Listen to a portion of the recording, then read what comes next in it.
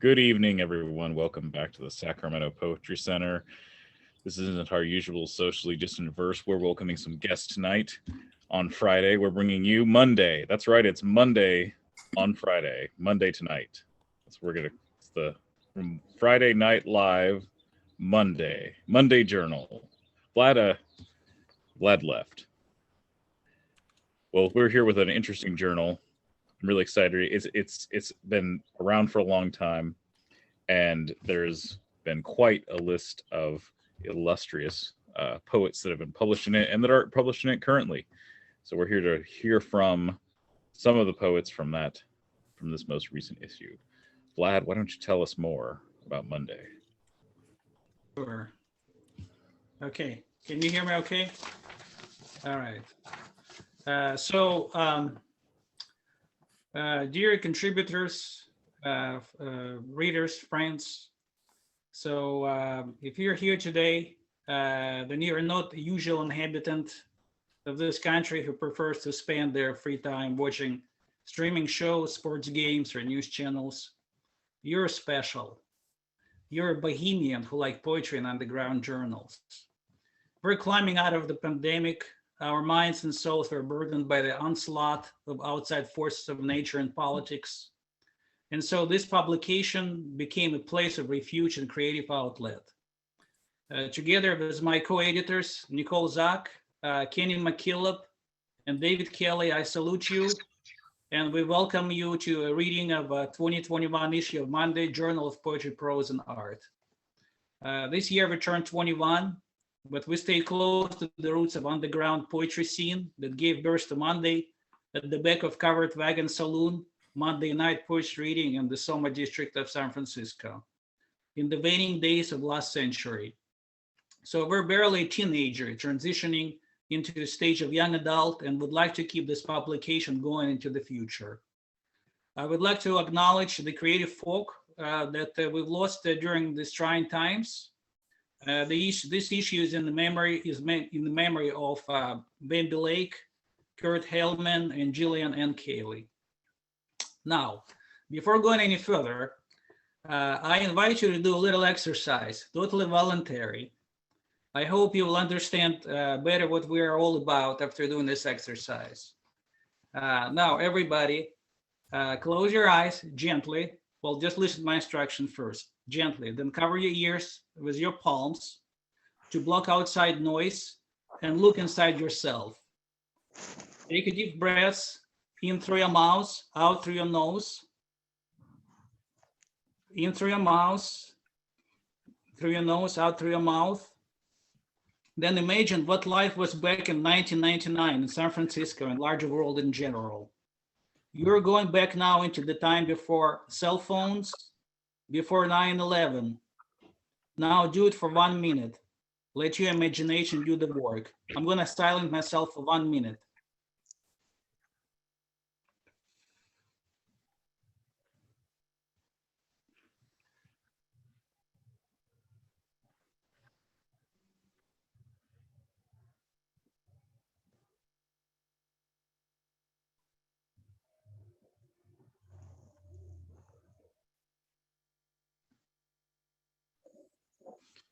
Okay, now you can open your eyes. I hope you elicited interesting images and thoughts, temporarily turning off your organs of perception, such as vision and hearing. Whatever you experience you had, this is in the realm of pure creativity and imagination without interference from humming noises of the mainstream. And this is what Monday Journal is about. So I don't know how it went, but anyway, we tried. So now, without further ado, let's proceed to the reading by contributors of Monday Journal 2021 issue. So we plan to have David Kelly to talk about the history of Monday Journal, but I'm not sure if David is here. So let me see here if David is here. Is David here? No.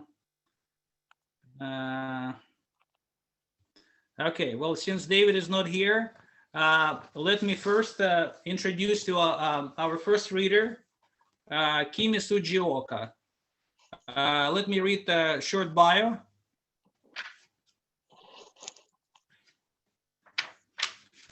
Kimi Sugioka is an educator and a poet. She earned an MFA at Naropa University and had published 2 books of poetry. The newest of which is While and Wing, on Manic Deep Press. She is the poet laureate of Alameda, California, and her work appears at various anthologies, including Civil Liberties, United, Endangered Species, Enduring Values, Colossus, Home, and the City is already speaking, volume number 4. Please welcome Kimi Sugioka. Thank you, Vlad. I'm honored to be here. This is it's really great to be a part of a journal where I don't know all the writers. So it's always good to experience something new. And when I closed my eyes and remembered 1999, all I could hear was my son crying because he was born that year with colic. I'm going to read 3 poems. This is the one that's in the journal. Framed. By August night, by satellite, by blood orange moonlight and begonia, evermore, evermore, crow laugh, chortle, rant, defined by sea, by blood, by geometry, by melody, evermore, evermore, rabbit scuffle, thump, flop, dreamed by wind, by rain, by hail, and the sun's analema, evermore, evermore, fish flurry, wriggle, leap, freed by surf spray, egret shuffle, nuthatch acrobatics, bumblebee aeronautics, salmon run, evermore, evermore, quoth the raven and the salmon and the rabbit and the sun. And I'm reading 2 poems from my book, While and Wing. This is called Stacking the Deck. Moments are stacked in decks of hours, in a box of days. With hearts of sky, souls pass by, sheltering minutes, months, or years before moving on. Explanations only prolong departure, stringing beads of dusk with filaments of song. Tertiary algorithms eclipse pentatonic melodies with twilight eccentricities. Just before folding a winning hand, all the one-eyed jacks went wild and left for parts unknown. And here we are, alone. And the last one is called The Staunch White Moon. You of familial calligraphy, tainted daybreak and long-suffering dusk. You who worship Calliope, believing she can transmute all that love leaves in skeletal ruins on a crust of crumbling earth. See how the staunch white moon forgives the stars' shimmer when it falls from Earth's rim and acquiesces to cricket song. This inky betrayal, a silent dirge, before daylight frowns into an ever-receding wedge of egrets. Try to remember 4 million years, past or future, flickering like candles strung on the great ridge of night.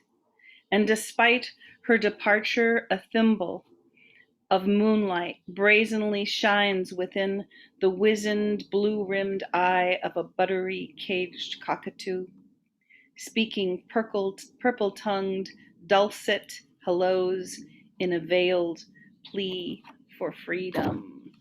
Thank you for listening. Thank you, Vlad.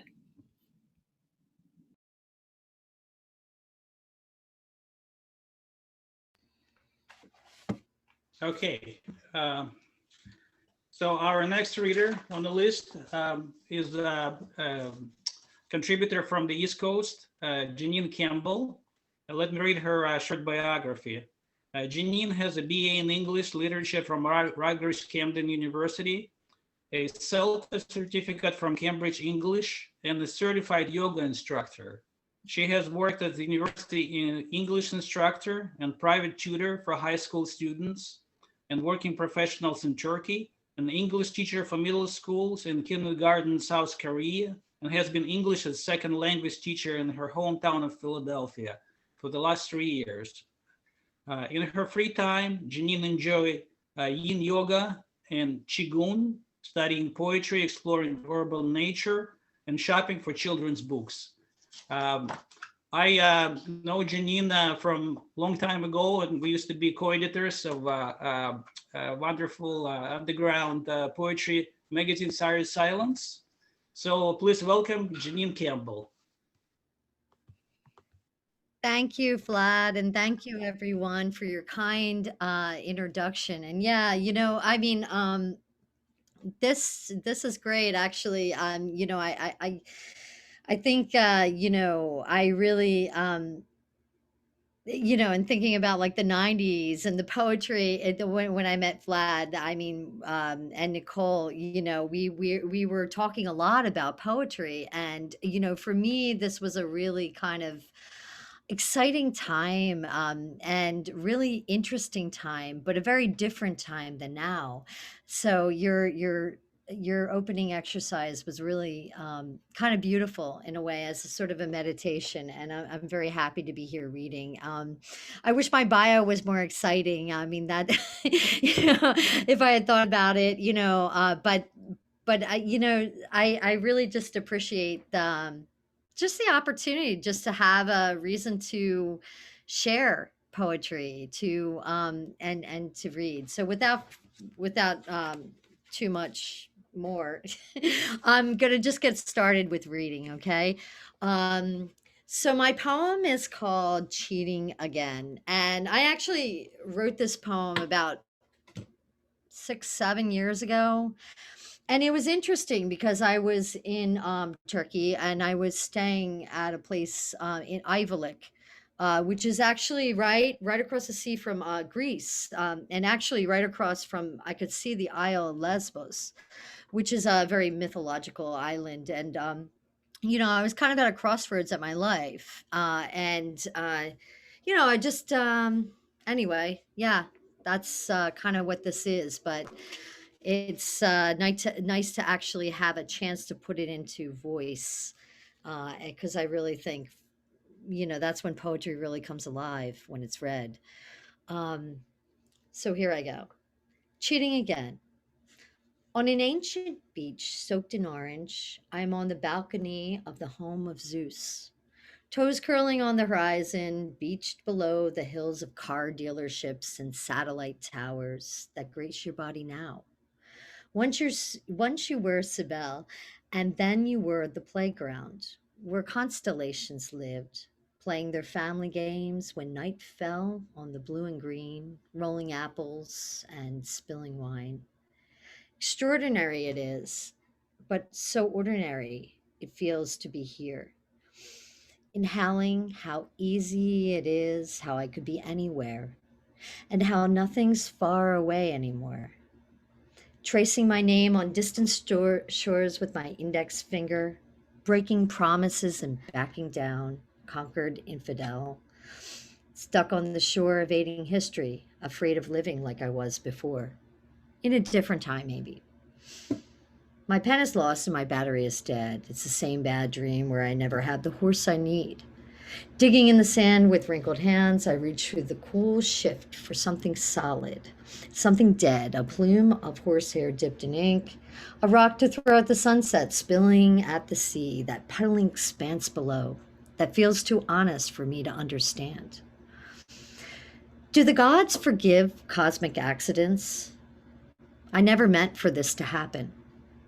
I liked you best when you were impossible, when all I got was to hear your name in the call of the azan in the breeze, in the red wave of the crescent flag flown half-mast, in the distant drumming of clucks and humming hisses of happy birthday in another language.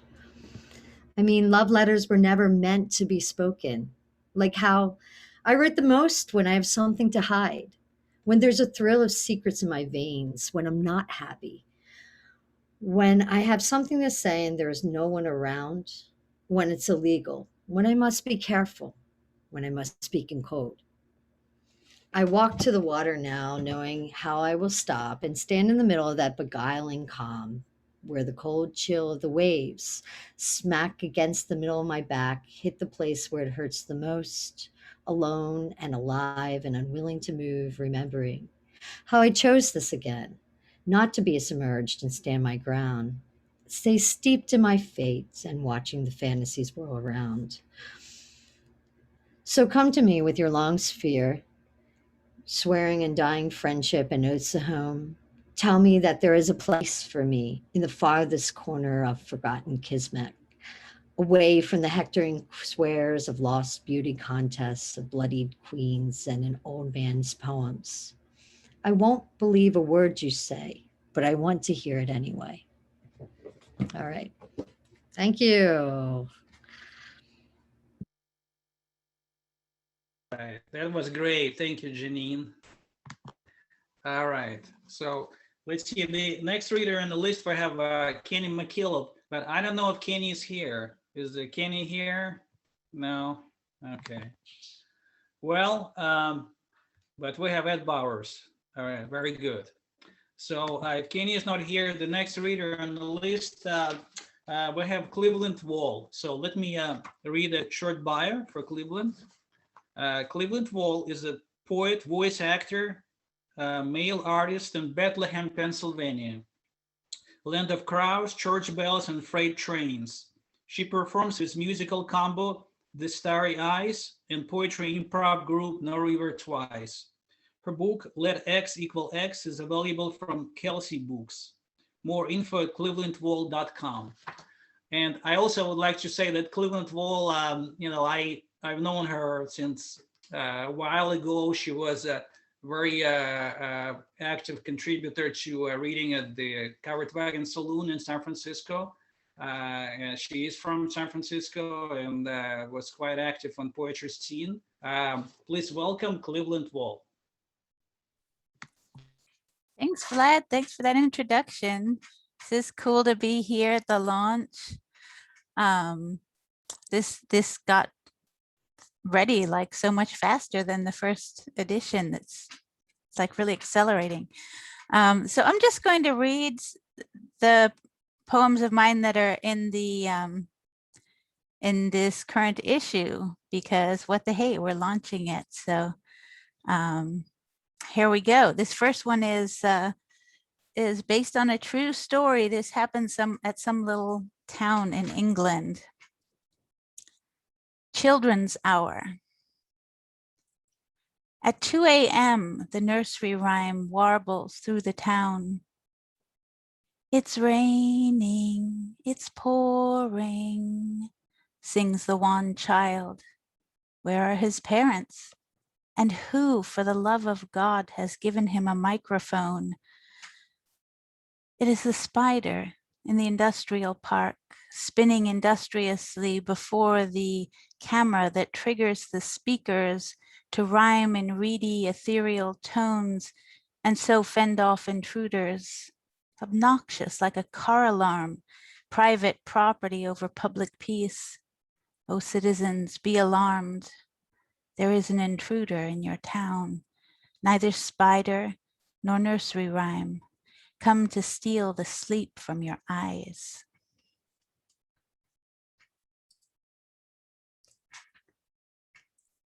And the second poem is, this is an ekphrastic poem inspired by Christian Krog's painting, Sick Girl.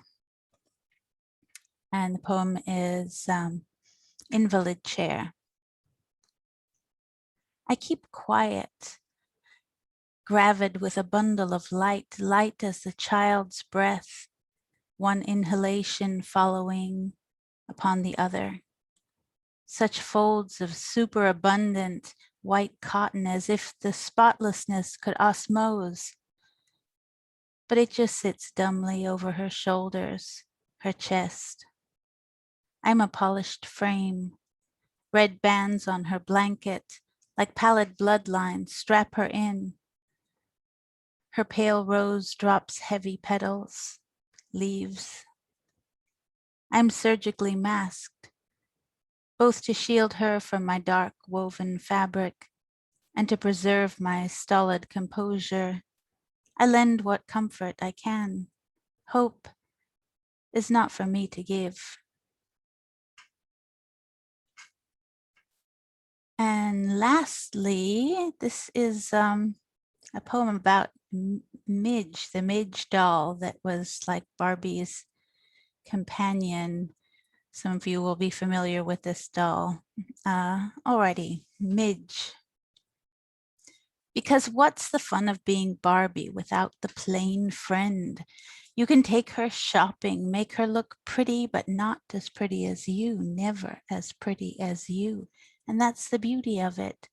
Barbie's wholesome freckled friend does not resemble a gnat in that she serves a vital purpose in the game, the beta foil that makes the alpha shine the brighter. She may content herself with the occasional dig about intellect or bleach. Whether or not she's any smarter or less prone to artifice, what of it? A silvery laugh, a toss of the long hair, and the whiff of rancor is gone, leaving just the faintest smudge on the windscreen of a fast pink convertible.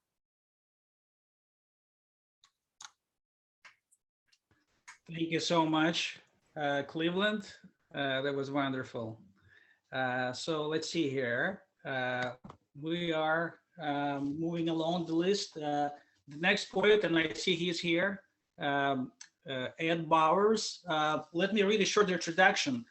Ed Bowers is a dangerous poet with the big heart. That's what I would say. His biography here is 72 years old.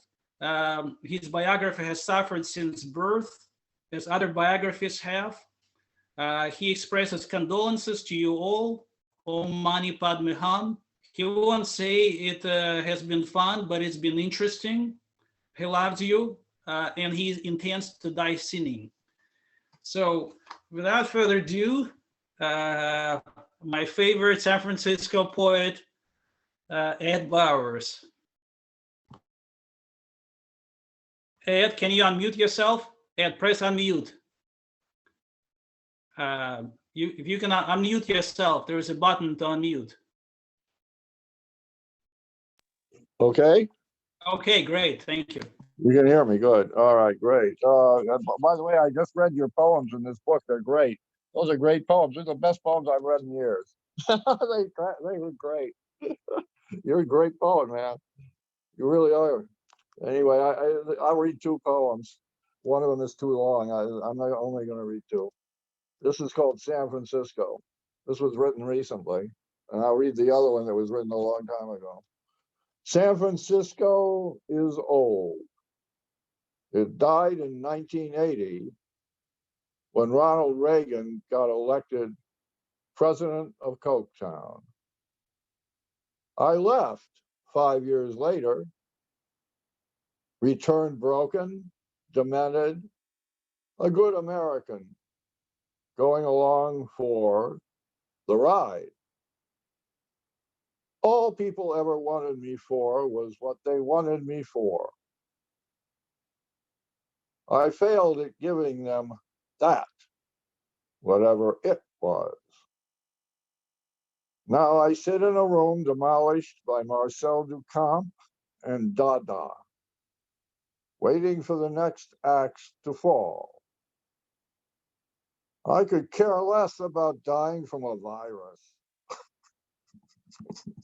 We all die, others faster than others. A lot of time because of others.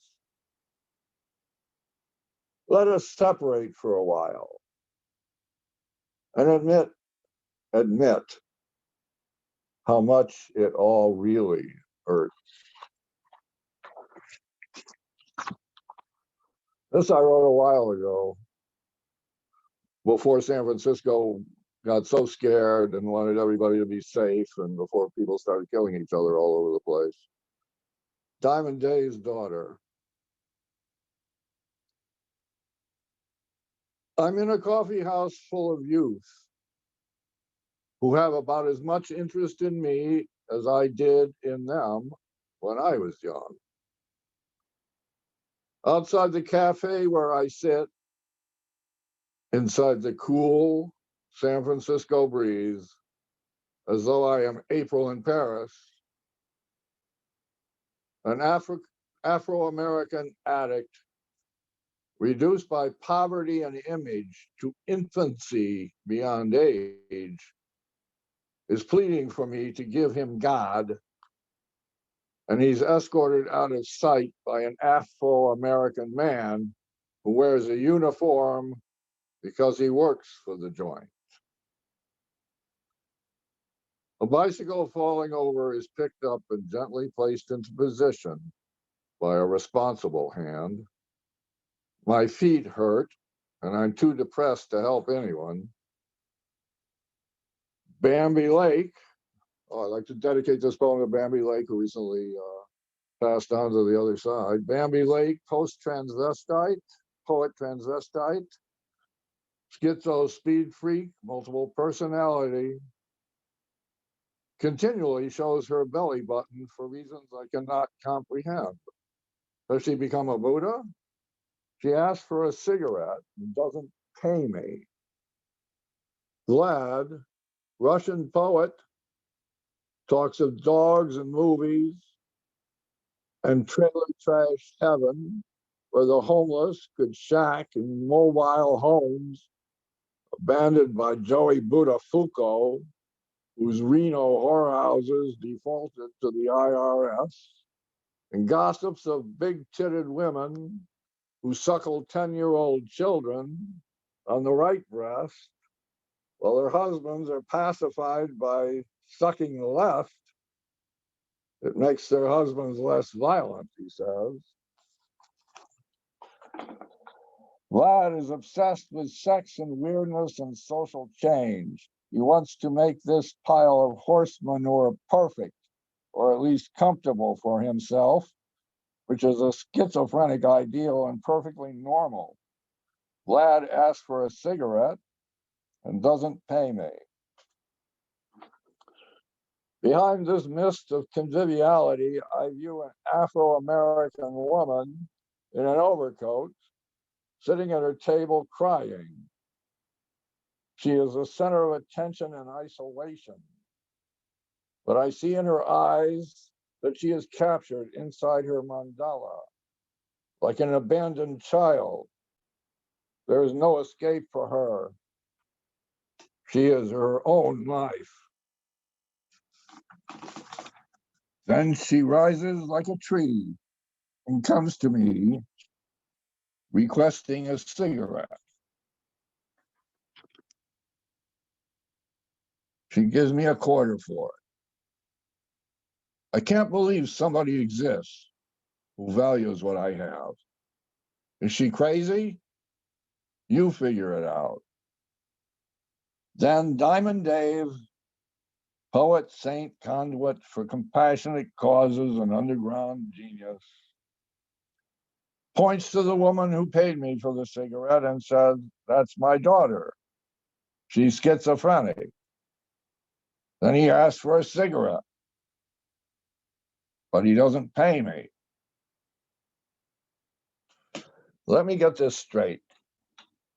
I get panhandled Wednesday night after a long, hard day of work, south of Market for cigarettes, more than in the Tenderloin where I live, and nobody pays me but a schizophrenic woman. So what is schizophrenia? What is a schizophrenic? Must be someone with class. Diamond Dave's daughter knows that if you, Diamond Dave's daughter, act in this movie, you have to play a role called by your name while still remaining who you are, which is impossible unless you pay to play yourself. Diamond Dave's daughter is dysfunctionally enlightened and dresses nice and is too smart to be sexy. She is a great actress pretending to be insane but unwilling to sacrifice herself for the part. Holistic tears drown her real face that giggles inappropriately at funerals and marriages. She is bad posture that dirge dances a twirl on a grave, sprouting a new her. She pays for life and death. But she gave me an idea. If I can't take it anymore, I can pretend to be insane. All I have to do is talk like I write.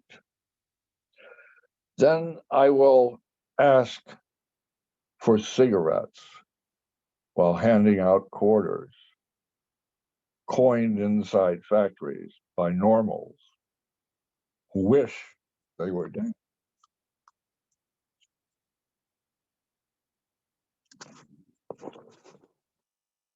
This poem is for the, I read this poem. I don't know why I read this poem. Unfortunately, the print is very small. This poem is for the mentally ill, demeaned by those who are normal and condescended to by psychologists who are crazy enough to believe that they are sane. Mad men and women are teachers of that which is forbidden to know. They, like the mentally retarded, are subjected to insults by those who should feel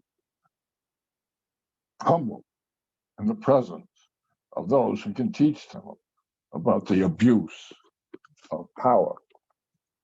That's it. Thank you. Thank you for that. It was really great. All I can say with the presence of greatness. Thank you very much. Ed Bowers, everybody.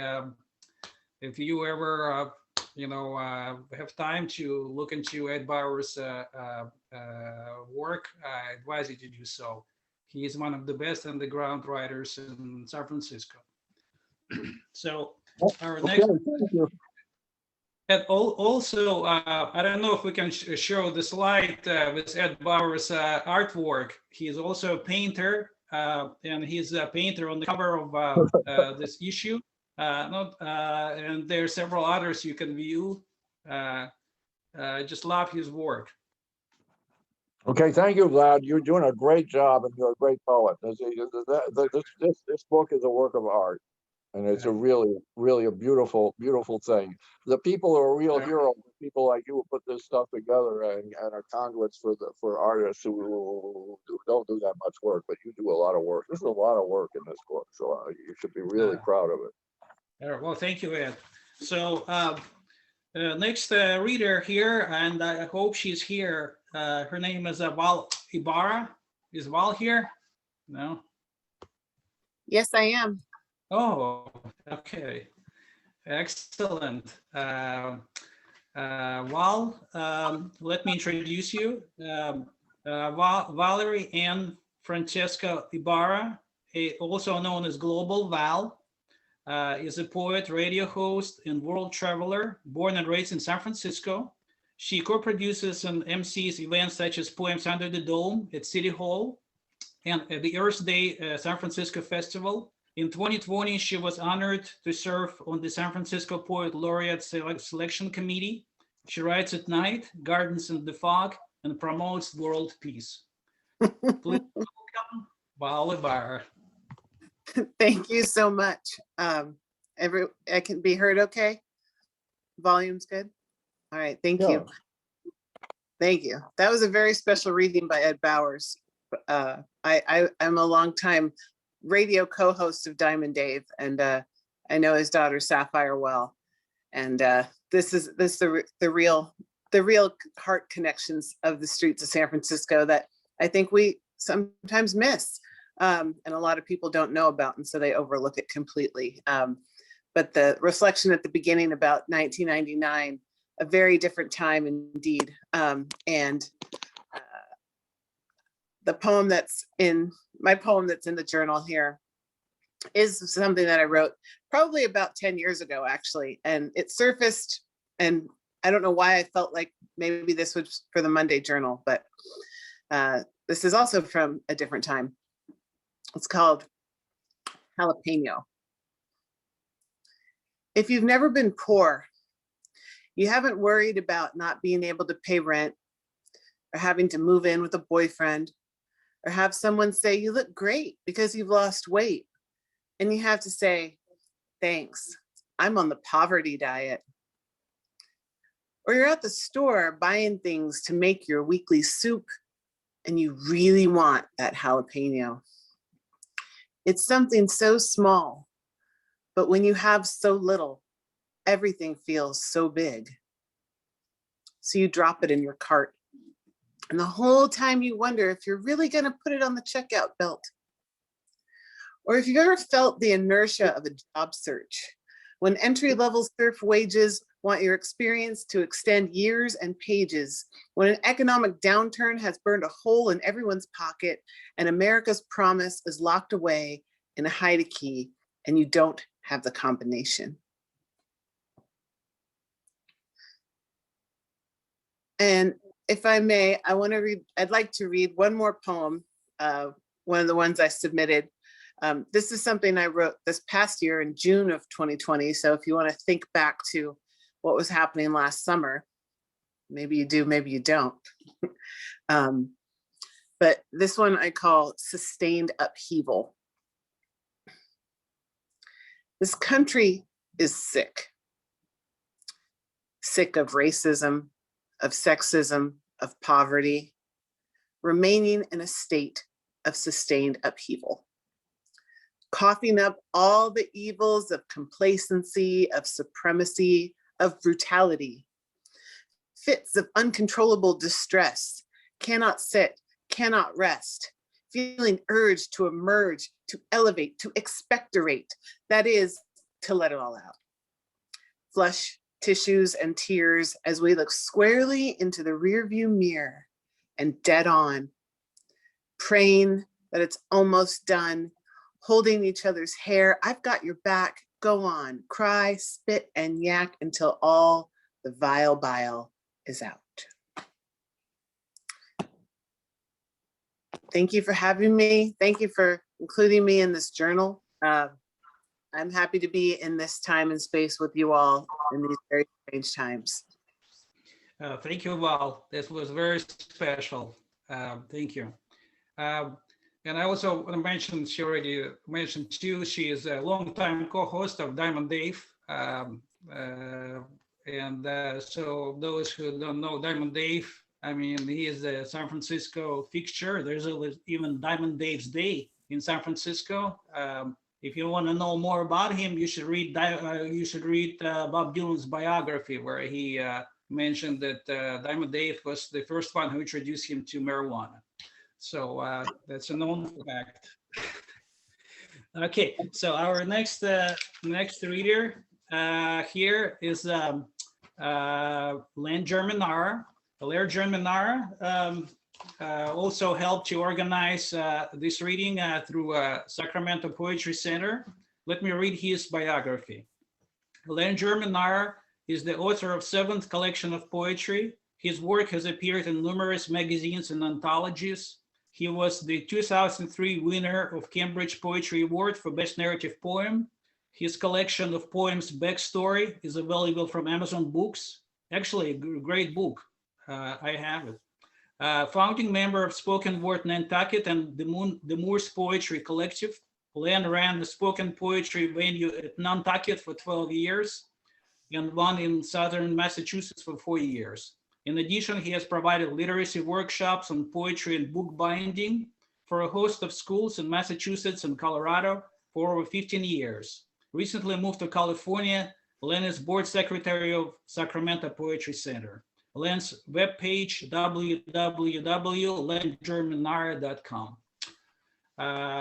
Everybody, please welcome Len Germinara. Thanks, Vladdy. It really is a pleasure to be reading here tonight with this company of people. And I appreciate all the work that you've done to put this together.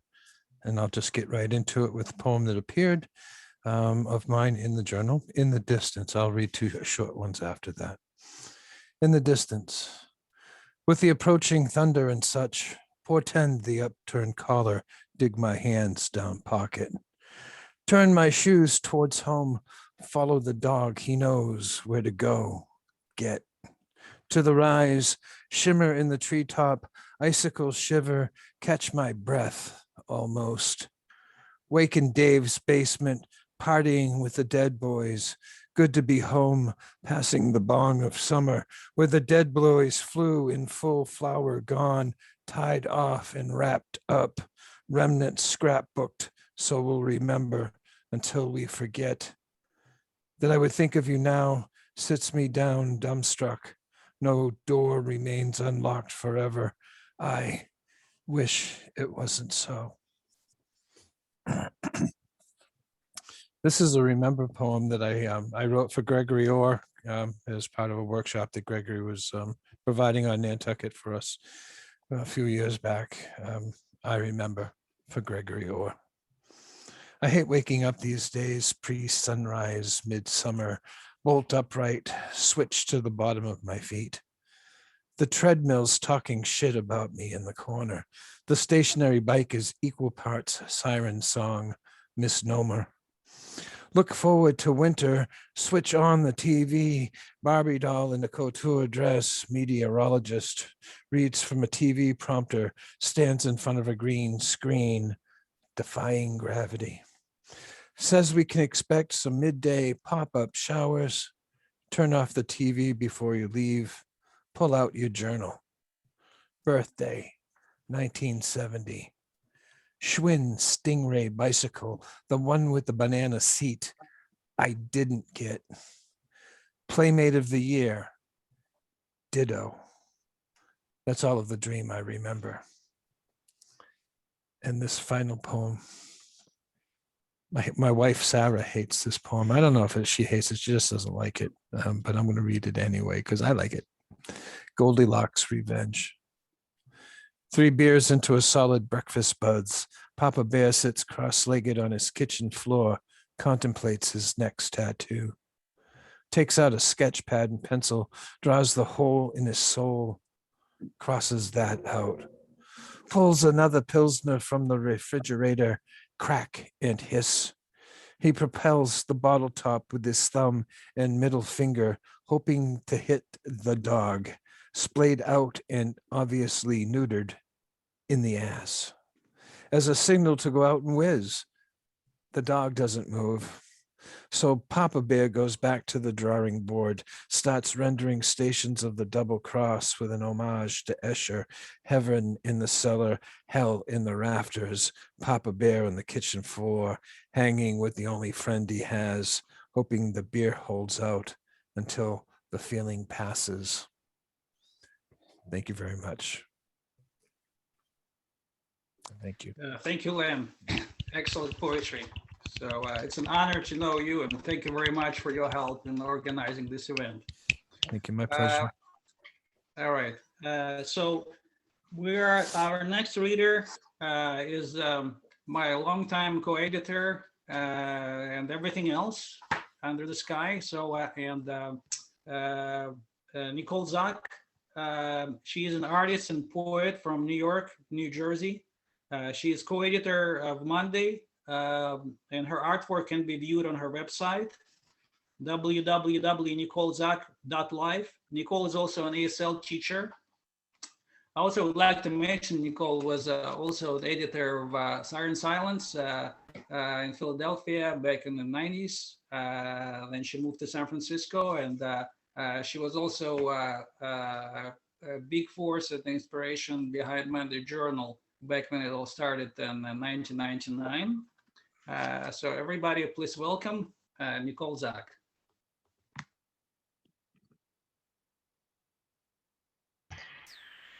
Hello. How is everyone doing tonight? So It's been about a year since we started this journal Monday. We had many Zoom meetings. We had many editing sessions about this journal.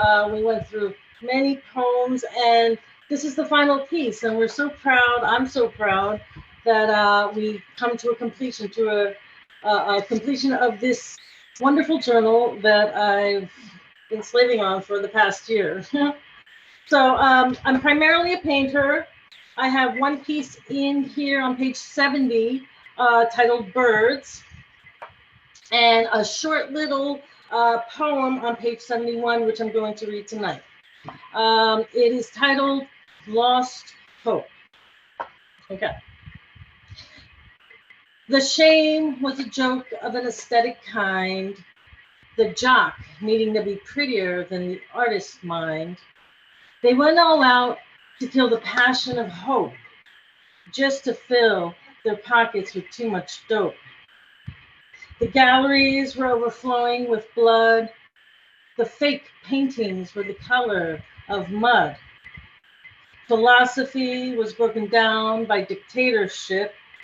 Education was segregated by censorship. All in despair. The artist cries. Oh, that was the problem. Thank you very much. That's my poem, and I enjoyed working on this issue very much, and I enjoyed all of your contributions. Thank you. Thank you, Nicole. So without Nicole, nothing would happen. So Nicole is the driving force behind this journal. It's true. The next poet on the list, and I don't know if he's here. His name is John Westling. Is John here? No. Okay. Well, I guess John is not here. So since John is not here, I'm just going to take liberty and read a couple of poems from the journal of mine, and then the next poet after me will be Iris Sky, and then Brenner.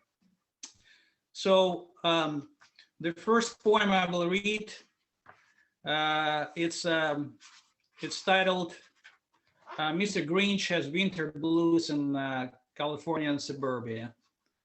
It is that time of the year when countless hordes of consumers rummaging through the shopping fields of suburbia. Couples with noisy and rowdy children inside shopping carts with snot all over their faces, very appetizing. Elderly on their lost legs, speeding by on disabled scooters to catch the desired items at sale price before the death doth. Scatterbrained husbands and wives eager to scoop up holiday gifts, wasting time away from each other, better spent together, stressing to buy stuff that they most likely do not need or want. Most of the gifts will be returned, regifted, or put away to rot in the bottomless drawers or garages of the material universe that we inhabit here on this planet called suburbia. These are the days of plastic Christmas lights hanging from the gutters full of standing water, deers made of wire, pulling Santa's sleigh over the brown lawns of dry patchy grass, over the gray cement sidewalks, devoid of any snow or ice, somewhere in the direction of Mecca, or perhaps the nearest strip mall. These are the days of quiet desperation, the days of yearning for something that cannot be found in nature, religion, or orthodoxy of consumerism. I need to ride my sleigh, I tell myself, acutely aware of how depressed I am during this time of universal cheer among the land of happy zombies. These are my people, my busybodies, my friends, my neighbors, my co-workers, my mothers, my fathers, my teachers, my doctors, my chiropractors, my masseuses, my police officers, my fellow poets, for Christ's sake. There's probably a medical explanation for this mild case of misanthropia. I bet I can go and get this feeling examined and diagnosed, classified and prescribed, get medicated and therapied, get in line like everybody else, put my pedal to the metal, drive my Tesla to the nearest mall. Don't worry, be happy, consume. Welcome to the human family. But despite this rational thought that's playing like an annoying radio station inside of my head, I command my flock of deer, take me to the nearest dive, to the drinking den, to a disreputable place of resort, somewhere deep, deep and dark, a dungeon devoid of sunlight, full of smoke and smell of stale beer. No oxygen, please. Quick, this is where I will hide until the time of holiday cheer is over. I will stay quiet and low, true to myself, true to my sadness, true to my mad intoxication, true to my troubled mind. I will emerge when the madness is over, when the population returns to the old ways of wage slavery, persistent worry about paychecks, mortgages, investments, vacations, taxes, bad elections, soft erections, kids with bad grades, obnoxious neighbors. I will emerge, depressed as usual, but somehow happy that I survived another year on this planet called suburbia. I will emerge. I will survive. So that's point one. Thank you so much.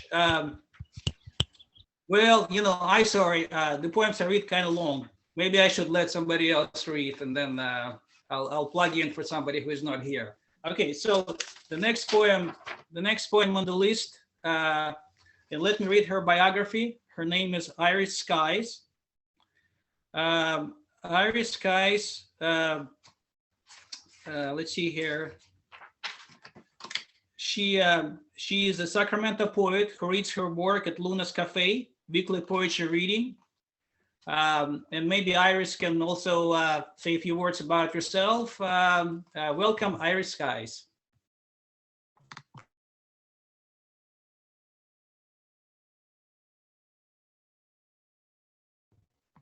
Iris, can you unmute yourself? Okay, You can... okay, there we go. I was unmuting the wrong spot. Oh boy, wow. I'm actually blown away. It's been, I started, I was being consistent at Luna's Cafe, and I was getting used to being up there, and I'm so moved by poetry, and it just speaks to me in a way that it's the depth of it, the playfulness, the seriousness, and it's so I'm blown away here. So I got used to it, and then with COVID, that changed. So I'm going to read a poem called Tangled Weeds. And before I do that, what I like to do is, so I have this manuscript that I'm still working on. I like to add quotes. And I saw this quote when I opened up this gorgeous book. I'm so pleased with this. It's exciting. I'm excited for you guys, and I'm excited for me. So when I read this, it just really brought back the day when I wrote this, the experience that I had. I remember where I was sitting and the experience that I had. And then when Vlad had us do that exercise in that 1999, that's the year 2000 is when poetry just exploded from me. I had no idea I was a poet until I heard a Rumi poem. I ran upstairs and I wrote a poem, and it just completely changed my life. So, and what's really interesting, and I know I'm changing the subject, but it's really interesting when I believe Ed, when he was talking about the schizophrenic being the classy one, it's like that's this poem. And when I was reading it the other day, I remembered where weeds became so important, because there was a schizophrenic man who used to watch me pull weeds, and he would say, "Why are you pulling the weeds? Why can't they live there?" And he just really blew me away. So I'm sitting with the weeds, and I just became, I honored them. So I'll read the quote. Is it not the true romantic feeling, not to escape life, but to prevent life from escaping you? Thomas Clayton Wolfe. And I find that with these quotes from especially people, older writers,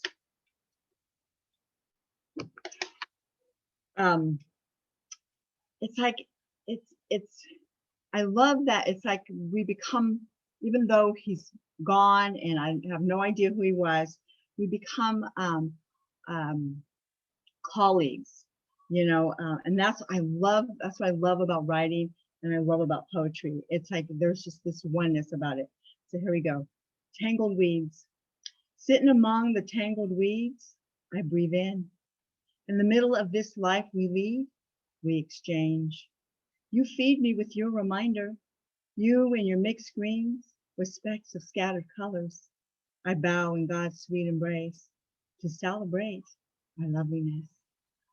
In the shade of our friends, the trees, the shadows making faces, I sit and think of past times and times to come.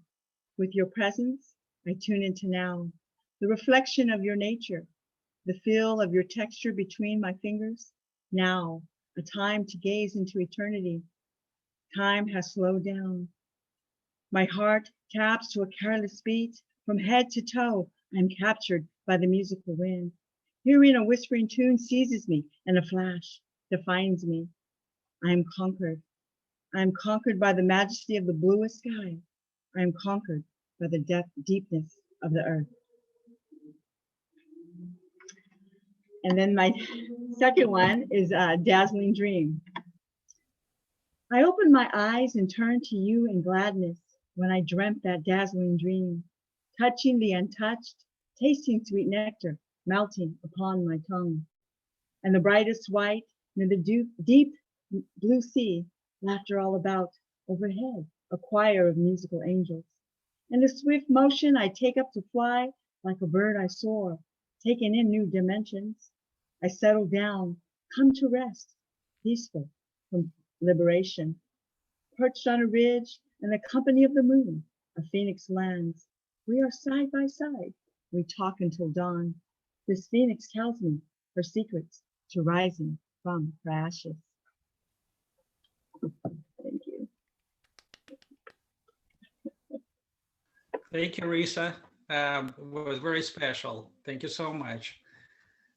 So our next reader on the list is Dan Brenner, and then next reader after Dan Brenner will be Greg Taylor. So Dan Brenner, he is a Bay Area native who has been writing since the early 90s while a student at San Francisco State University during the 25th anniversary craze of On the Road. He influenced by imagery of many kinds that had led to a favorite saying of his, consider the unconsidered. He is also an up-and-coming watercolor acrylic painter and known to shoot a mean game of pool, which was the source of an unpublished poetry chapbook. He works in the geographic information systems Fieled and lives in Midtown Sacramento. Everybody, please welcome Dan Brenner.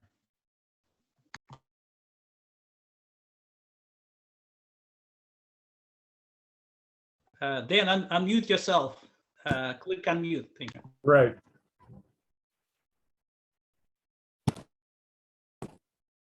How's that? Can you hear me?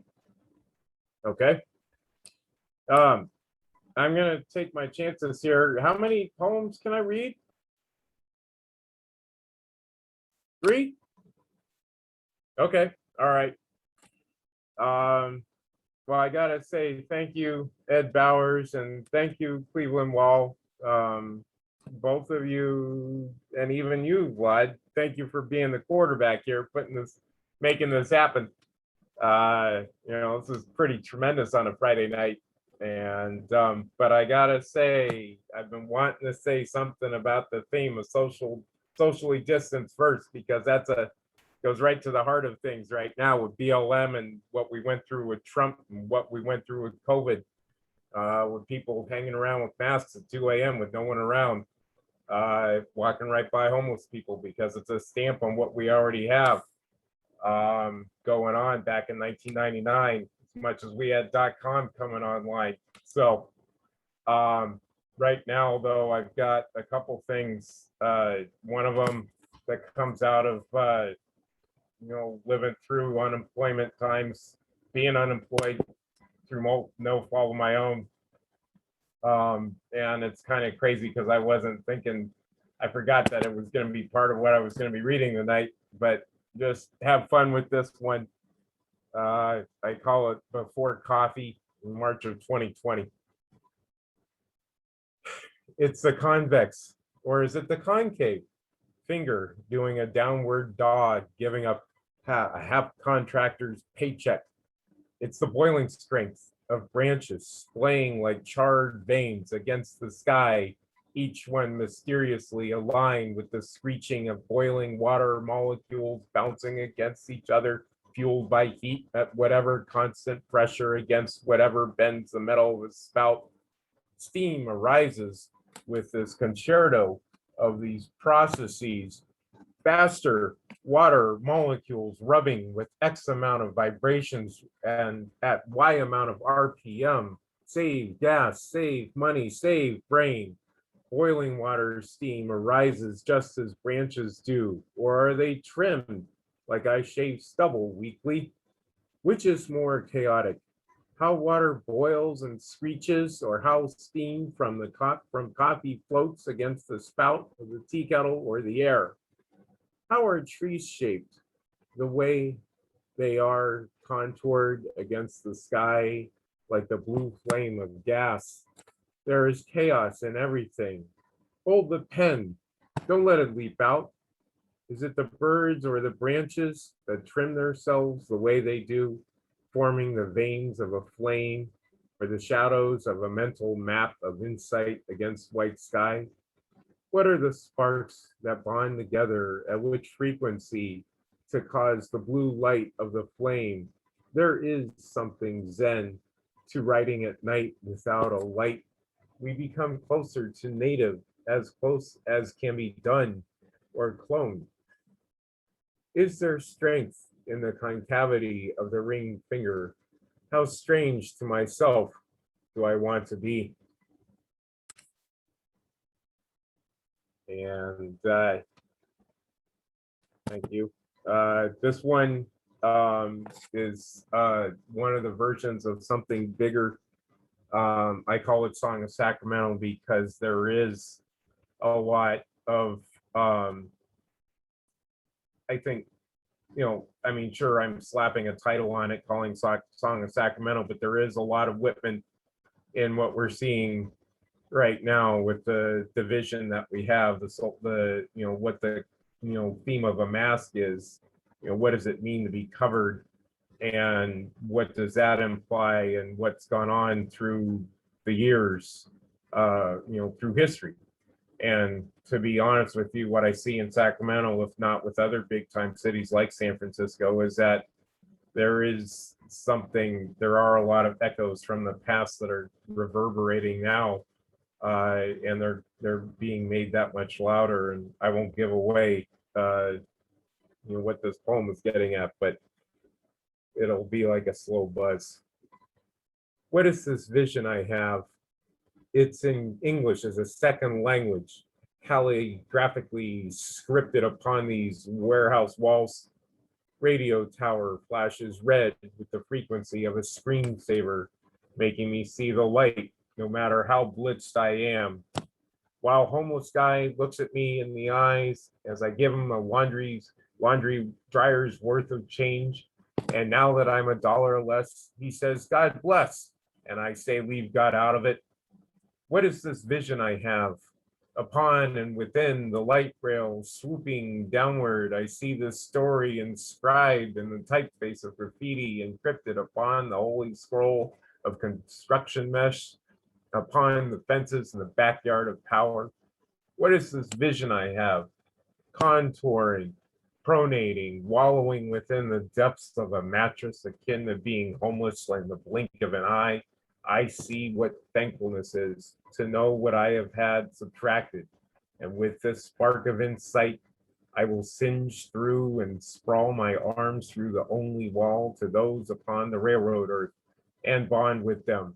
Because on this night of all nights, the moon will dot upon the eye of the palm just as it does within their eyes upon the table lamp. And on cue, we will rise up, making the holiest of all ascensions, stampeding like unchained dogs up the stairs of the maroon mansion, leaping like deer off its rooftop, mountaineer up the cusp of the tree, and embed ourselves up in its fronds, just as Moses was in the rushes and the reeds, offering our hope above all hope that we can be emancipated by the big fella in the sky. What is this vision that I have? After I rappel down and cycle on, I shall bear the burden as the chosen one, to be their savior, to push back upon the flip phone automatons, as I have been called upon to report to those to the church of those that proselytize protocol over product. What is this vision I have? Here come the nouveau riche, migrating into the city of trees, another land of plenty, being elephantine lifted upon the shoulders of their elders who have cultivated and harvested another brand of riches. What is this vision I have? I am being subtracted into an invisible man. An intern at 50, I shall be a l'enfant terrible, grinding my teeth at night. By day, my heart, brain, and soul, I am left with no other goal other than extricate myself and reboot from this concentration camp, arriving home to see I have become naked to myself. It is the revelation of all revelations in the intersection of all intersections, and I become Zen. What is this vision I have? History is becoming alive again.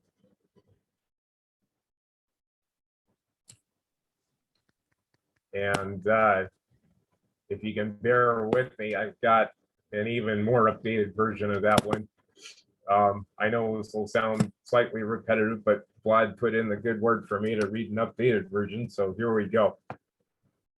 And again, it's Song of Sacramento.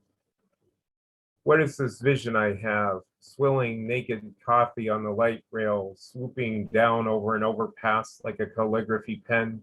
I see this story inscribed in the typeface of graffiti, embroidered upon the holy scroll of construction mesh wrapped around the fences and imprinted upon warehouse walls and underpasses in the backyard of power of the city of trees, and insight into the intense city in a language only they will know. This is a new lost generation. Homeless Gandhi sitting Buddha-like, exhibited Edward Hopper style by doorways under overhead lights, sleeping bags becoming their shawls, having summit conferences upon the steps atop of a premier real estate, clustering together under makeshift shelters in the lap of luxury, lost from the love of those that raised them, lost onto the streets, lost by the mainstream, as tone deaf as the classes who muffle them, trusting no one but themselves, enlightened more so than the masses of flip phone automatons, the truly soul editions once, the virus no institution or vaccines can cure until they cure themselves. While socializing on the RT, homeless man looks me in the eyes, homeless guy looks me in the eyes, and as I give him a laundry dryer's worth of change, and now that I'm $1 less, he says, God bless, and I say, leave God out of it. What is this vision I have? Contouring, pronating, doing yoga amidst bed bugs, staring up at the ceiling, hip under ice. I have become subtracted from all of what has embodied me, for all that I have been able to experience. In the blink of an eye, I'm seeing what thankfulness is. And with the spark of insight, I want to singe through my shelter and sprawl my arms to those upon the railroad earth, welding and forging a bond with them, holding hands and forearms tribally so. Because on this night of all nights, we will rise up and make the holiest of all ascensions, stampeding like unchained dogs up the stairs of a maroon mansion, colored as purple as our hearts, leaping like deer off its rooftop, mountaineering up the cusp of a Mexican fan palm and embed ourselves in its fronds, just as Moses was in the rushes and the reeds, offering our hope above all hope that we can be emancipated by the big fella in the sky, praying that the moon will dot upon his eyes so that he will see the light of the communique we are trying to convey, that we can be free at last. We do not have to patronize a set establishment. What is this vision I have? After I rappel down and bicycle on, I am called upon to report to the church of those showing their true colors, proselytizing protocol over product over IS, subtracting me into an invisible man left with no other goal other than to extricate himself from this heartless holocaust. I am a remainder, not a dividend, reduced to having a common denominator with those down by the river, caught in the trough, the undertow of society. Arriving home at 5:10, I see myself for who I am. It is a revelation of all revelations, in the intersection of all intersections. History is becoming alive again.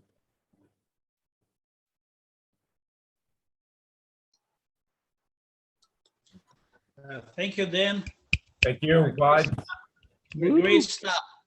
So I wish Walt Whitman was here today, so he would definitely appreciate it. Great stuff. Thank you. Thank you. So next poet published in Monday Journal. His name is Greg Taylor, and let me read his biography. Greg Taylor, also known as Whorehound Steel Point, work can be found in such anthologies as Poetry Nation, Poetry Slam, Bullets and Butterflies, and Peels, Thrills, Chills, and Heartache. He's read to audience from New York to LA, Vancouver to New Orleans, and everywhere in the SF Bay Area. Everybody, please welcome Greg Taylor. Well, this is my first time doing anything like this ever, and I'm terrified. I will try not to spontaneously combust in front of everybody anyway. Maybe my head will stop spinning when my flippin' heart comes home. My life has been circling the toilet for the last 3 years. Like a no fun, no exit, one person merry-go-round, and I want to get off. This is after a whole decade of diarrhea, also known as the 90s. Then, because of a bout of pneumonia at age 55, my doctor tells me my next fight with pneumonia will probably kill me. Not exactly sure I want to live long enough to have to buy a plastic anus. And I sure as hell don't want to suffocate in the umpteenth wave of some newfangled lung disease. Nonetheless, the most important thing to say right now is Black Lives Matter. It should be news that people in power, in authority, in uniform are still being trained to believe otherwise. Racism has been grandfathered into this system to this day, in this moment.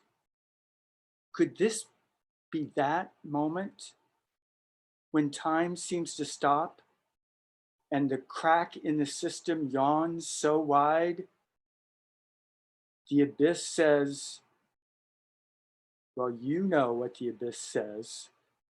Everything is always on the tip of your tongue, the sun and the moon and our precious umbrella. For the universe to exist, God has to go a little crazy. Then we have to go and prove him one better. Buddhas, though, know how to love absolutely everybody equally, solving every problem everywhere. Thank you all.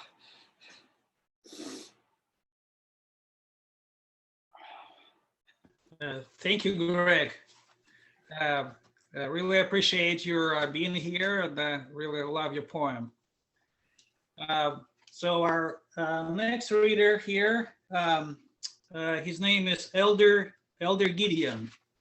Let me read his biography.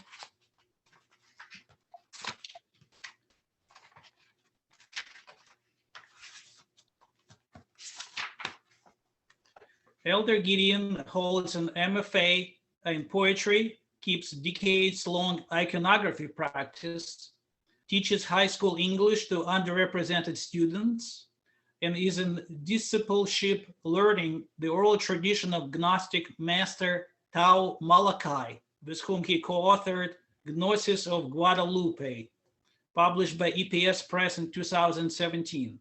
Elder Gideon thrives in collaboration. He produced and performs his chapbook Old Owl Songs, set to original music by Sean Wall. This is available on all music streaming services. collaborating with Sean Wall and Canadian filmmaker Bevan Clausen. Elder Gideon produced and narrated an experimental documentary, Dark Before Dawn, which premiered with Woven Tale Press Summer 2020. His 3 pieces in Monday #2 comes from his debut manuscript, Ages of Waves, which will be published in 2021 by Atmosphere Press. Everybody welcome Elder Gideon. I want to thank you, Vlad, and everybody for all of this great work. Vlad, you have worked tirelessly. I cannot imagine the hours you've put into Monday Journal. I appreciate you. I hope you feel the blessing of everybody here with you and thanking you. These pieces come from my first manuscript. It's out. It's called Ages of Waves. The link will come later, published by Atmosphere Press. My poems concern adolescence and why metaphysically growing up simply sucks. There's a post-colonial, post-industrial, and Gnostic perspective of this suffering, and youth are my focus. And here are 2 poems. The first, Valence. Amid these buildings, blinking outside, of all of the windows, why this one? Pressing me to its water-stained glass, its bedsheet curtain clipped askance, pulls me through its floral X-ray print, lit by TV blue light inside, sputters its pulse as compulsion. I pass beneath the valance to witness silhouettes twining in bed. My headless face tapers in perspective as gazing between 2 black mirrors frame me in her and him, or in their narrow lintel, whose pulse, in our compulsion, I slip within their valance. Thank you. The next one is framed by the first psychologist of adolescence, G. Stanley Hall, who was first to coin the phrase storm and stress as applied to adolescent psychology at the turn of the last 2 centuries now, late 1800s, early 1900s. And this poem, Storm and Stress. And I will end. How with engorged stamen and carpels will the flush of growth steel them to endure in neurotic lockstep? What span is theirs to reach or aspire beyond urban shade cast by phallic steel, rising and goading them into systems? By the sweat of their bodies, the size of their mouths, the tears of their eyes, adulthood drives into dragon jaws. Against what embroiled gravity of anonymity can progeny of that lonely dyad escape unscathed by corporate crypts, social scripts, stratify, ratify, contradict why little fish feed ever bigger fish? How shall young roots hold if shamed by bodies mating, by birthing faces, by eyes exhaling vacant gazes? Individualism vies through young rowers in wooden boats to clear the vice of ice fields, or be crushed to pieces sinking. Join the detritus of unfinished business digesting existence. Thank you so much. You can join my detritus any day. I'm all about your Thank- detritus, Stuart. Thank you, Gideon. Thank you for sending us your work, and thank you for taking interest in our journal. So, everybody follow Gideon. He's quite popular around Sacramento area, but also follow his work and his poetry and his other endeavors. Thank you so much.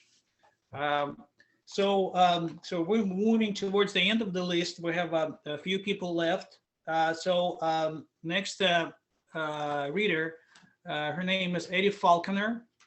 She is an artist who we have 2 pieces of art published in Monday Journal. Maybe we can show some slides for Eddy Falconer if we can. So in Eddy Falconer shows to read some of the poets published in Monday Journal that are not present today, which is very nice of her. So by the way, if you like somebody's work and they're not here today, feel free to let me know if you want to read something that something touches you. So let me read a biography for Eddy Falconer. Eddy Falconer, born in Massachusetts, grew up in San Francisco, adjusting to counterculture, but went off to Yale like a good child of newly bourgeois. For 10 years, she fled essentially to Paris, New York, and Berlin, gradually becoming something more like a child of the cafes, bars, and squats, with dreams, hope, enthusiasm, and scuppered by determined artistic practice. In Berlin, 1989-96, Eddy was productive, authoring queer films, photo collages, and comics, creating drag characters and actions, and writing. In 1996, during a trip back to US, came the psychiatric detention and diagnosis. They shipped back to San Francisco, and they have been Bay Area based ever since. Eddy has worked in theater, made experimental and animated shorts, and in the odd years, read frequently on the spoken word circuit. The videos have exhibited internationally at festivals and galleries, in Berlin again, in Spain, Argentina, and India, not to mention in the US. Everybody, please welcome Eddy Falconer. Hi, everybody. Thank you, Vlad. This is really amazing. I couldn't believe that you got another issue together in 1 year it's wonderful. And I really like what I'm about to read. I'm reading a poem first by Neil Jeff, and I hope I'm reading Neil's name properly. The poem is called Gutter Spouts and Birdsong. The books she stole from bookstores she would hardly ever read except for maybe on the night she brought them home to breathe in. They tottered in the corners of her dark at midday room that she rented for $100 a week. The ceiling dripped with something called water. The walls sweated more than her at night. She crouched against those coffin walls, heard voices coughing in the hall, and closed her eyes and told her hands to write. The books stacked in the corners mingled, moldered into rot. The pages uppermost began to open like a womb. The vines that sprouted there bound themselves up in her hair, and they blossomed where her irises had been. She walked along the city streets some mornings and filled her head with fog and leaves, with gutter spouts and birdsong. She shaped her hands like cups and gathered water from the river as it rushed around her ankles like her life, then out to sea.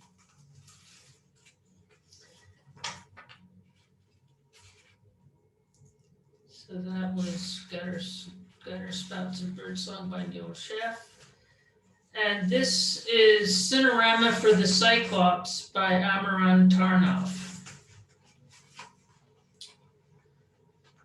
Poetry for the mute, for the catatonic songs, ladders for the cripple, for the deaf man gongs, diving boards for the somnambulist, for the acid guru, locks, dreams for the insomniac, for the jungle sadhu clocks, serenades for the misogynist, for the simple-minded runes, circuses for the misanthrope, for the spinster Junes, racetracks for depressives, for the Zen monk rings, Cinerama for the Cyclops, for the dead man wings.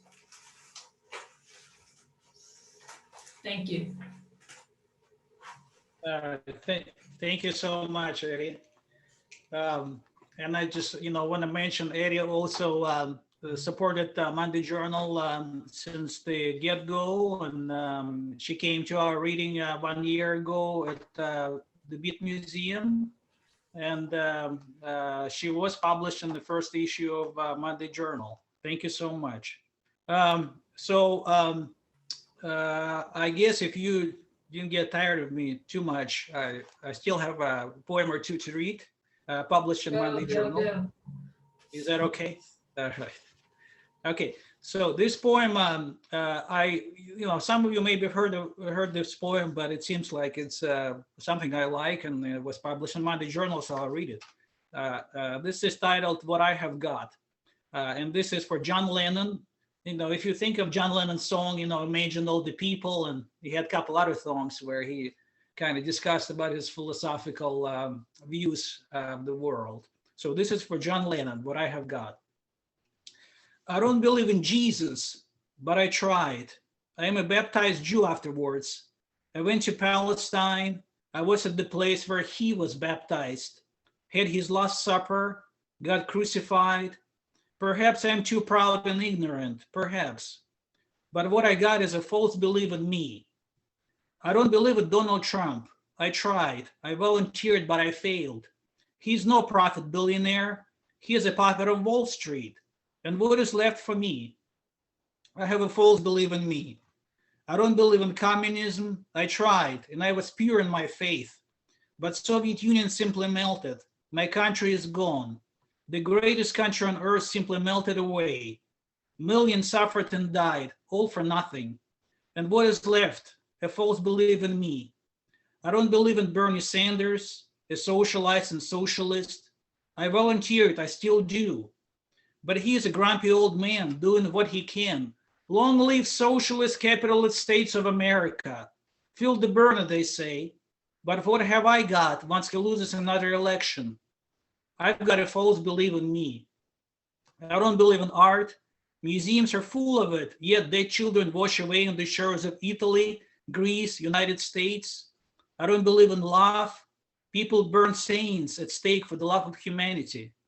I don't believe in Hitler or nationalism or mass murder or police or states or countries. America, Europe, Asia, Australia, countless islands. It is all the same to me. Pointless exercise in geography. It does not deserve my approval nor faith. This whole planet is a joke, a little grease ball lost in space. So what have I got in the end? After the lights go out and voices get softer and die, I've got me, baby. I've got me, some crazy motherfucker. So that was what I have got for John Lennon. I don't know if you like it, but I can't hear you, but I see you moving your hands. That's great. So the last one, hopefully I'm not boring you too much and you guys not falling asleep. Then after me reading this poem, we will play a recording of Adam Fieled, who couldn't be here, but sent his recordings. It's a very prominent Philadelphia poet. And then the last one, we have an artist in this issue, Ian Pogorelov, who also will read a poem of somebody else in the journal. Okay, so my poetry and me. You seem to write a lot about sex, she says. Do you get any? I'm married, I tell her, but I can show you so much more than you ever imagined. Come with me, she takes my hand. I'm still hesitant. Once you've seen one lady, you've seen them all. My grandpa used to say this all the time. This argument never fails me, but not with her.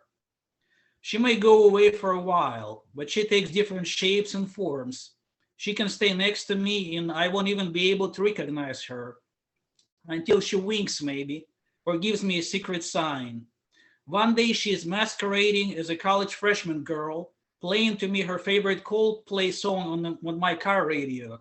And the next, she is intimidating 6 feet 2 tall transvestite with bleach blonde hair, a deep masculine voice, calling me Ivan Ivanovich the country doctor, and ordering me to take her in my lap. At times she is pleasant and fun, We laugh, we go places, we meet people. I even professed my love to her, called her my best friend. But usually this does not last. This idyllic and harmonious makes her bored very fast. She starts to flirt with strangers, runs away with my best friend, stabs me in the back when I least expected it.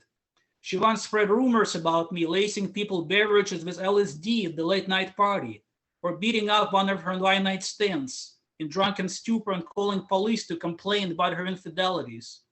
Sometimes I think she's bipolar. I leave this message on her voicemail. You bipolar, bitch. She calls me back and gives me a diagnosis of schizophrenia and narcissism. We go back and forth. If I'm a loser, then she is a whore. You're horrible and bad, she screams. You're a profligate witch and adulteress, I reply. We usually go like this for a while.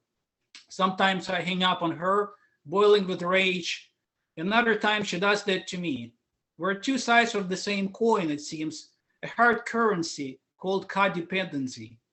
We probably will make up the next week, go hang out at casinos or rock concerts, reminiscing about past fallouts or good times we had together. The truth is she doesn't seem to want to leave me completely. I can't do it easily either, being not ready to cut the cord. One night when we got tired of hurling insults at each other and became silent for a while, I heard a quiet sobbing on the other end. My little muse is lonely. She is getting on with age. I suppose I do too. The truth is we're no longer children we used to be. It is all down the hill now for both of us. When I die, will you visit my grave? She finally asks. You stupid bitch, I tell her, if we die, we do it together. We'll go in style like Henrik von Kleist and Henriette Vogel. Got it?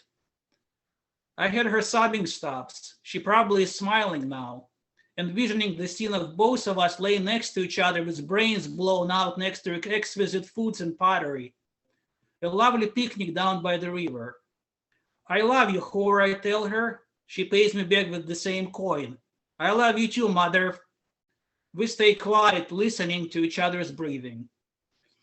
In, out, in, out, in, out. My poetry and me. Thank you. So that was the last poem for me.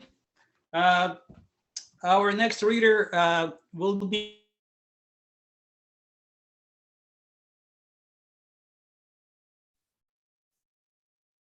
Oh,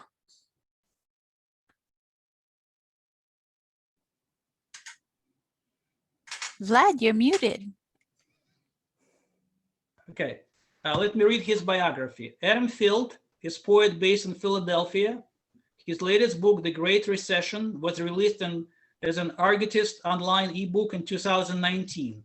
He has worked in Jacket, Ocelis, Poetry Salzburg Review, Tears in Defense, and in the Now Awards anthology from Lake Forest College Press. A magna cum laude, graduate of University of Pennsylvania, he also holds an MFA from New England College and MA from Temple University, where he held the University Fellowship and taught for many years. So if you can please play a recording of Adam Field. I'll do it. Let me know if you can't hear it. Thank you so much, Sarah. Hello, everyone. My name is Adam Field. I'm sitting here in Plymouth Meeting, Pennsylvania, a Philadelphia suburb, and I'm going to read my two poems from the Monday Journal that just came out. Thank you again to Vlad and everybody else. This first poem is called Trooper. In Lataza, a coffee shop in Manayunk, a stairway steered you stiffly into a steep-ceilinged, Spartan, red-painted basement where I wound up with Chris one autumn night in '97. How Jeremy's posse picked us up, I don't know, but we all wound up in an apartment on Main Street. Everyone was wearing army jackets. Jeremy was uncharacteristically quiet.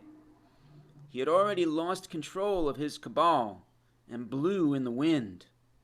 The poems lay then, wrapped in a dossier-style presentation at Villanova, among other secret files. as they lay also in Jeremy's brain as tokens that he once cared to be a real army trooper. Jeremy walks down Main Street.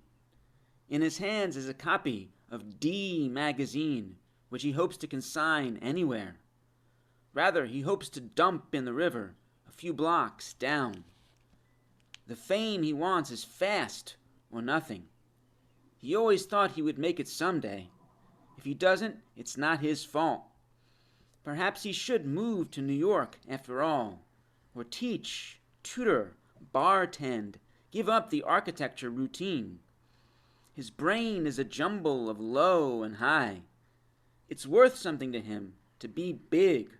Why starve? Why play pauper? It's true, unless he feels royal, royally protected, he can't write. Main Street dead ends. It's ruthlessly midnight.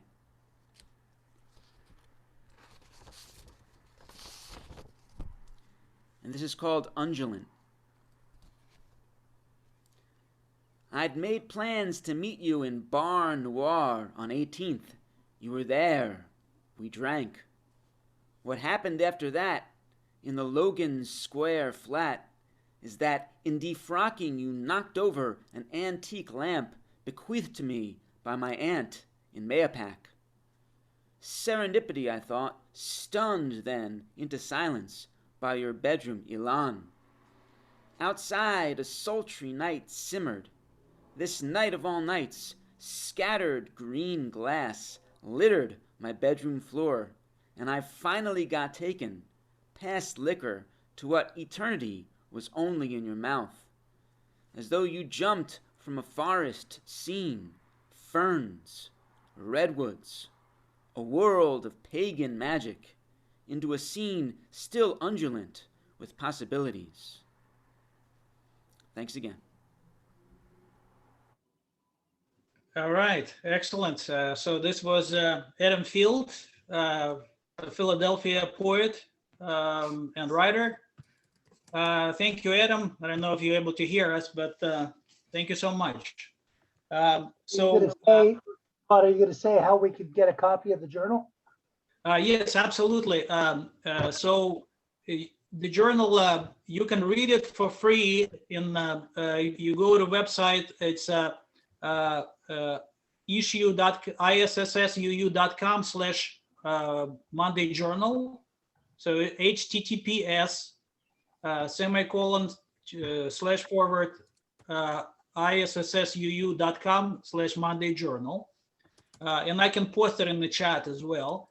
And if you would like to have a hard copy of the journal, you can purchase it from Amazon. It's on Amazon. You can just put in the search box Monday Journal of Poetry, Prose, and Art. And they have both issues, the original one and the one that just came out this year. The links are in the links are in the chat room now, Vlad. Thank you. Thank you so much. Yep. Thanks, Sarah. Thanks, Sarah and Ian. Thank you. But again, it's you can read it for free in the digital version. But if you'd like to have actually a very beautiful hard copy or keep it for your collection, I also recommend those who are not in the journal. Maybe in the future, you can submit your work, and hopefully we can see you become part of a Monday Journal. So our last reader of the day, he has his artwork in the Monday Journal. His name is Ian Pogorelov, and this is my son. So he is the painter's son, but he gracefully agreed to read a poem by John Wesley, who is not here today. John Wesley, he is a 19-year-old poet and filmmaker. Let me read his short biography here. He is a 19-year-old writer and filmmaker who spends too much time feeling sorry for himself. So I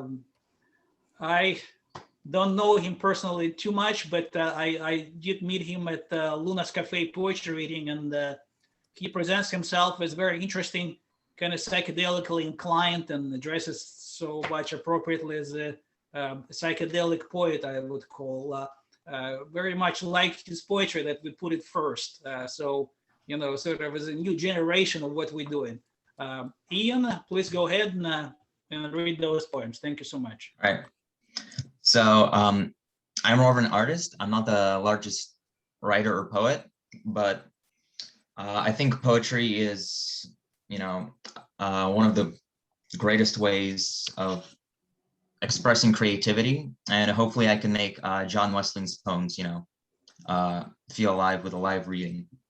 All right. So this is John Westling's poem, Librarian. Okay. Mr. King sits at the foot of his desk, allowing his eyes to start to wander. Though they've been resting on some glossy cover, his thoughts already were yonder. To a life filled with mystery, adventures and all of those stumbled memories led to a fall. The fall to a limp, that limp to a cane, ideas once brilliant, beginning to wane. By God, he feels he's going insane, mistakenly merged into a packed lane, realizing now he's circling the drain. Okay. And now I'm going to read John Westling's poem, Temp, as well. It's the second poem. Shouldered appreciation for the sweetness in the breeze was truthfully more than I could bear. Thus, this became, in matter of moments, an initial clue to foreshadow the future, or more specifically, its increasing tendency to be rocked through spouts of pity and inconsistency. A row of circles all in a line, accompanied bullseye straight into the middle. This was where I'd camped my claim. I had no plans to depart, but how goddamn melodramatic. Maintaining mentalities such as these. So many months, so many memories were focused and wasted on fleas. Right. Thank you, Ian.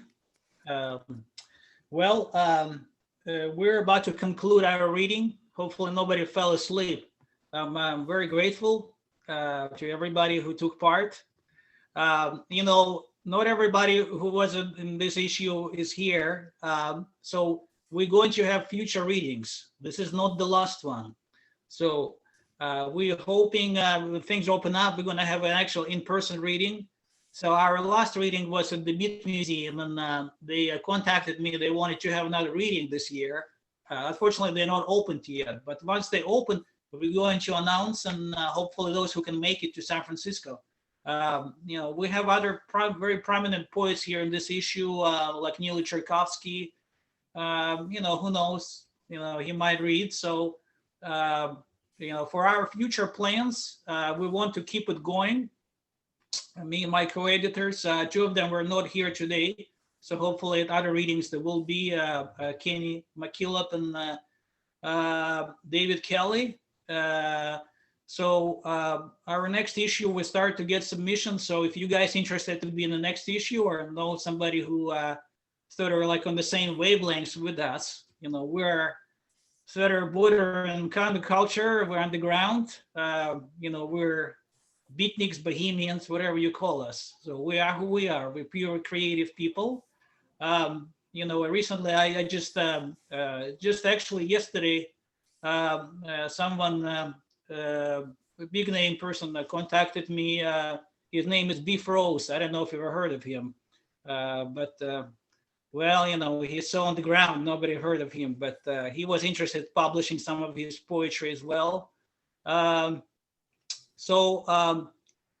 Thank you so much for being here. Buy Monday Journal, support the arts, support Monday Journal. Maybe Len, Sarah, maybe we can have a couple of minutes, people just interacting. Is that okay? I don't see why not. Yeah. We're all civil. Yeah. Thank you, Vlad. Really You can appreciate just it. on your microphones and whatever you want to say, just It's the go first ahead. time I've ever enjoyed Monday. Oh, come on. Dude, you're not that young. Stuart. It's just been a great. I mean, it's just been. I haven't done this in so long. The last spoken word or poetry type of event that I went to live was in February 2020. Mm. And so it's been a long time. And, you know, it's really just nice to just hear words, you know, hear people's poems, you know, and just do that again. And this was a really, just a really nice kind of format. And I do want to say your son looks a lot like you did about 20 years ago. It's amazing, you know. So the Vlad, it's just nice to see you again. It's nice to see Nicole. It's nice to meet everybody and just hear, you know, that there's people out there writing and, you know, creating things and bringing, you know, words to this reality we're all living in now. You know? Jeanine, just so you'll know, the SPC's been doing spoken word Mondays since before the shutdown on Zoom, and you all are welcome. Our webpage is www.sacpoetrycenter.org. List all the different programming that we've got going on, and we do this every Monday night. It just so happens that we had Friday open for Monday Journal. And we'll never really live that down. No, that's great to hear. And thank you very much for that, because I think I really need that, you know, right now. You know, I just, you know, this was just so pleasant, just such a nice way. So that's great. I definitely was checking out the, you know, the website and stuff like that. And I definitely will look more, you know, into like the different events and stuff, because I feel like my soul needs it, you know? So, yeah. It's nice to hang out with people like this room. I mean, we're not really, you know, touching each other or hugging each other or anything like that, but, you know, we're all like-minded and hanging out. And this is pretty cool. Yeah. And this year, we haven't had a chance to hang out. Yeah, thanks for putting this together, you guys. It's been really nice. It's our pleasure. Thank you, Vlad. Thank you, SPC, Stuart, Lynn, Sarah. Yeah, Sarah really ran the whole show. You guys, all of the technical stuff Sarah did. Yeah. Sarah's Hey, the Sarah. magic. I called Sarah a multi-armed deity. She is. You're not wrong. It's a lot to do that too. You know, I know I teach on, you know, online, and you know, just, I mean, the managing, the coordinating and watching everything. It's like you almost have to, it's like working a room, but double time, you know? So thank you. Well, it's funny when this all got started with the virus, right? And we were, maybe we try things on Zoom. How do we do it? How do we do it? Sarah's been doing it for 10 years. She's a scientist, you know, so she's talking with people all around the world in real time so that they can do science. And she's like, oh, if I can do science, you guys can do poetry. And she was right, as usual. So Vlad, did you ever pay Ed Bowers back for that cigarette? They still owe him money. Come on. Oh man, Ed, I owe you 25 cents, I guess. Well, this inflation. It's the interest that's going to kill Plus you. interest, yeah. Mm-hmm. Wait, owe him a carton or two. Ed, you're muted. Great job, Vlad. Great job. Hi, Vlad. Vlad, thank you, Vlad. Yes, thank you, Ed. Thank you, Vlad. Honored by your presence. Thank you so much. Thank you for tonight. All of you were great. Yeah. All right, well, everybody virtual hug. Yeah. All right. Really great your work. What is a hug? Right. Good night, everybody. Thank you all. Thank Good you, night. everybody. Weekend. Good night. Bye. Good night. Bye. Drive safe.